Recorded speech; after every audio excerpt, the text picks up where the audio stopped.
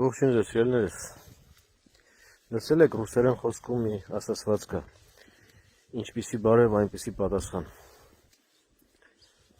Սա մարդկության պատմության հայտնի ամենահին ասացվածներից մեկն է, աչքի դեմ աչք, Ադամի դեմ Ադամ, հայտնի սկզբունքով։ Մեր Տեր Հիսուս Քրիստոս այս ասացվածքին կամ այս ընդունված խոսույթին կամ ինչպես հերա իրականության մեջ էր այդ օրենքին պատասխանում է հետևյալ կերպ. ձեզ ատողներին եւ ձեր դեմ թշնամացողներին չպետք է ատեք կամ չպետք է թշնամանաք այնպես ինչպես որ իրենք, որովհետեւ ամեն մի այդպիսի երևույթ, ամեն մի այդպիսի դրսևորում շատ վատ եւ շատ բացասական հետևանք է ունենում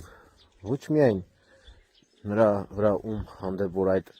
ատելությունը կամ թշնամանքը տածում ենք, այլ նաեւ ամբողջ մարդկության եւ ամբողջ արարչության վրա, որովհետեւ մենք բոլորս մի ամբողջություն ենք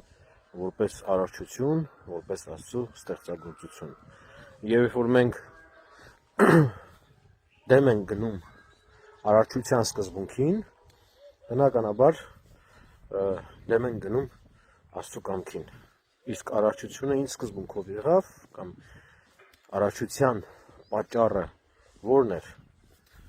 Բոլորս գիտենք, որ արարչությունը Աստծո սիրո արտահայտությունն էր։ Եվ եթե խոսում ենք սիրուց, սերը միայն խոսք կմնա, եթե այն գործով տեսք չստանա։ Աստծո սերն էլ, որպես Աստված սեր, կատարյալ սեր լինելով, իր սերը գործ դարձավ արարչության միջոցով։ Եվ ատելությունն ու թշնամանքը սիրո հակառակն են, այսինքն դեմ են աստվածային սիրո սկզբունքին։ Բայց դա չի նշանակում, որ մենք մեզ ատողներին պետք է շարունակենք սիրել եւ իրենք շարունակեն մեզ ատել։ Ոչ։ Տեր Հիսուս Քրիստոս ասում է աղոթեք նրանց համար։ Աղոթեք ձեզ ատողներին եւ ձեր թշնամիների համար։ Ինչու՞ որովհետեւ աղոթքով մենք կարող ենք նրանց սրտերն ու մտքերը շտկել, որպես իրենք իրենց այդ խոտոր ընթացքից հետ կանգնեն եւ դառնան արարչության սկզբունքին, այսինքն սիրեն եւ խաղաղությամբ ապրեն Աստծո ստեղծագործության մեջ։ Աստված ձեզ բոլորիդ օրհնի։ Խաղաղ, բարի օր եմ մաղթում։